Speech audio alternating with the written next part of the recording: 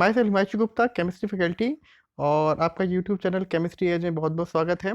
और आज हम लोग शुरू करने वाले हैं ऑर्गेनिक कन्वर्जन सीरीज का पार्ट नंबर 2। ठीक है।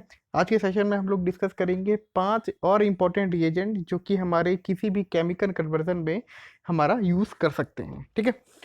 तो आज का सेशन बहुत ही ज़्यादा इम्पोर्टेंट भी है क्योंकि जो भी हमारी नेमिंग रिएक्शंस हैं वो आज के ही सेशन में हमारी है। तो बारी बारी से हम लोग एक एक रिएजेंट को देखते हैं। सबसे पहले हमारा रिएजेंट जो है वो है हमारा डाइल्यूटेड NaOH। ठीक है। NaOH, डाइल्यूट NaOH हमारा रिएजेंट है। इसको मेनली हम लोग यूज़ करते हैं एल्डोल कंडेंसेशन रिएक्शन में। ठीक है। एल्डोल कंडेंसेशन रिएक्शन में हम लोग इसको यूज़ करते हैं। मेनली हमने इस रिएक्शन को हम लोग पढ़ते हैं एल्डिहाइड्स एंड कीटोन्स के लिए। जल्दी इसका कन्वर्जन का काम ये होता है कि ये एल्डिहाइड्स या फिर कीटोन्स को ये कन्वर्ट करते हैं एल्डोल या फिर कीटोन्स में। ठीक है। कीटोल में एल्डोल का मतलब हो गया एल्डिहाइड प्लस अल्कोहल, ऐसी कीटोल का मतलब हो जाएगा कीटोन प्लस अल्कोहल। अगर हम रिएक्शन मैकेनिज्म की बात करें तो एल्डोल कंडेंसेशन रिएक्शन वो रिएक्शंस हमारे एल्डिहाइड और कीटोन्स देते हैं, they are having which contains alpha hydrogen. ठीक है। जिनके पास अल्फा हाइड्रोजन होगा वही हमारे हमारे एल्डोल कंडेंसेशन रिएक्शन देगी। तो एसिटाल्डिहाइड को अगर हम देखें तो एसिटाल्डिहाइड के पास हमारे पास क्या है, अल्फा हाइड्रोजन है। तो अगर हम 2 मोल ऑफ एसिटाल्डिहाइड को अगर हम रिएक्ट कराते हैं in the presence of NaOH, ठीक है, OH NaOH का हमारा जो OH माइनस है उसको हम लोग यहाँ पर लेते हैं एज अ न्यूक्लियोफाइल। NaOH को हम लोग ये इसलिए यूज़ करते हैं ताकि जो हमारा अल्फा हाइड्रोजन जो का H है वो हमारा कुछ ज़्यादा ही हमारा एसिडिक होता है, तो उसको न्यूट्रलाइज करने के लिए हम लोग NaOH का यूज़ करते हैं। तो जब NaOH 2 मोल हम लोग एसिटाल्डिहाइड को लेते हैं तो हमारा जो प्रोडक्ट बनता है वो बनता है बीटा हाइड्रोक्सी प्रोडक्ट। हमेशा याद रखना कि इस रिएक्शन में हमेशा बीटा हाइड्रोक्सी प्रोडक्ट बनेगा ही बनेगा। बीटा हाइड्रोक्सी का मतलब है कि बीटा पोजीशन में हमारा OH ग्रुप लगा होगा। बाकी इसके बाद हम लोग देखा जाए तो इसकी जब हम इसको हीट करेंगे तो हमारा OH यहाँ से निकलेगा और एक H अल्फा पोजीशन से निकलेगा। मतलब एक H हमारा अल्फा पोजीशन से, एक OH हमारा बीटा पोजीशन से। और ये दोनों जब निकलेंगे वाटर के फॉर्म में तो हमारा इन दोनों के अल्फा और बीटा के बीच में आएगा एक डबल बॉन्ड। तो जो हमारा फाइनल प्रोडक्ट बनता है इसी को बोलते हैं हम लोग एल्डोल प्रोडक्ट। ठीक है। जिसमें हमारा कीटोन ग्रुप भी, CO ग्रुप भी लगा हुआ है, यानी कि कार्बोनाइल ग्रुप लगा है, साथ में हमारा EN ग्रुप भी लगा हुआ है। तो इसी को बोलते हैं हम लोग एल्डोल प्रोडक्ट। ठीक है। इस रिएक्शन की फुल मैकेनिज्म देखने के लिए आप मेरी रिएक्शन मैकेनिज्म सीरीज में भी जा सकते हैं।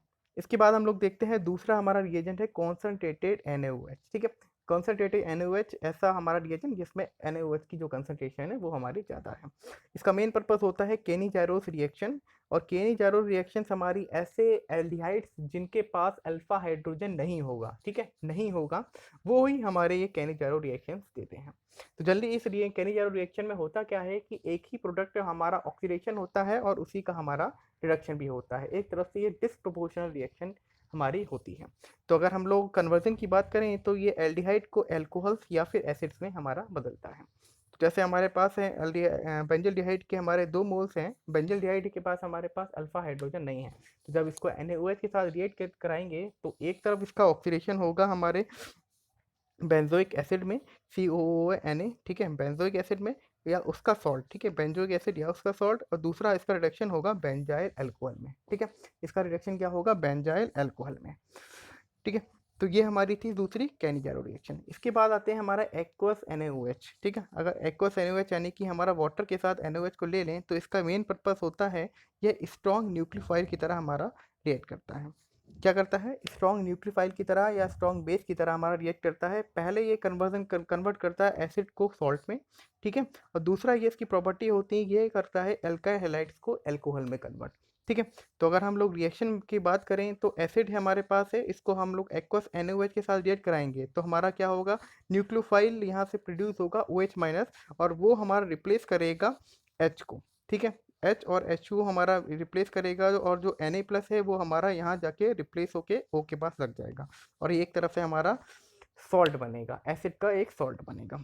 सेम यही दूसरा है एल्काइल हैलाइड को हम रिएक्ट कराएंगे NaOH के साथ तो सेम यहीं पर न्यूक्लियोफिलिक सब्स्टिट्यूशन रिएक्शन होगी। X हमारे यहाँ से निकल जाएंगे क्योंकि हमारे हैलोजन से बहुत ही ज़्यादा स्ट्रॉन्ग लीविंग ग्रुप होते हैं, तुरंत हमारे यहाँ से X निकलेगा और OH माइनस से यहाँ से जाके रिप्लेस हो जाएगा। तो दूसरे में हमको बनेगा एल्कोहल्स।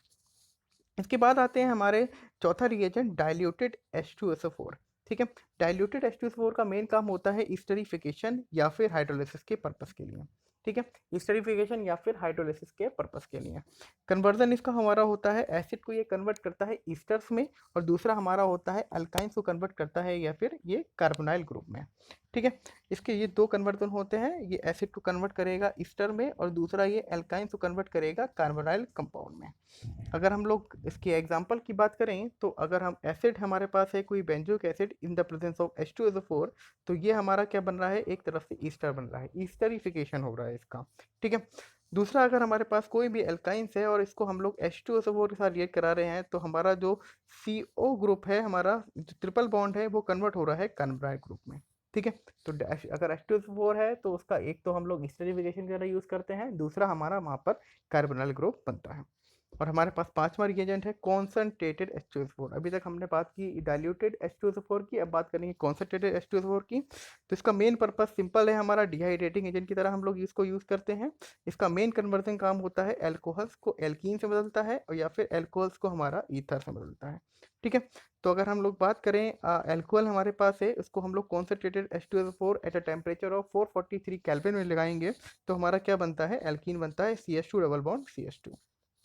सेम यही हमारे पास ये अल्कोहल है, इसको हम लोग जब कॉन्सेंट्रेटेड H2SO4 के साथ रिएक्ट कराएंगे एट 413 डिग्री सेल्सियस तो हमारा बनता है ईथर, ROR। ठीक है, तो ये हमारे पास आज के 5 रिएजेंट थे। पहला था हमारा डाइल्यूटेड NaOH, दूसरा था कॉन्सेंट्रेटेड NaOH और तीसरा था एक्वस NaOH, और लास्ट में हमारा डाइल्यूट H2SO4 और कॉन्सेंट्रेटेड H2SO4। ये हमने 5 रिएजेंट को हम लोगों ने डिस्कस किया, और नेक्स्ट टाइम पे हम देखेंगे और अगले 5 रिएजेंट जो कि हमारे इंपॉर्टेंट हैं। और किसी भी रिएक्शन में अगर आपको कोई प्रॉब्लम है या कुछ नोट चाहिए हो तो मेरी email ID himanshu.c.nith में आप उसको संपर्क कर लेते हैं। ठीक, थैंक यू।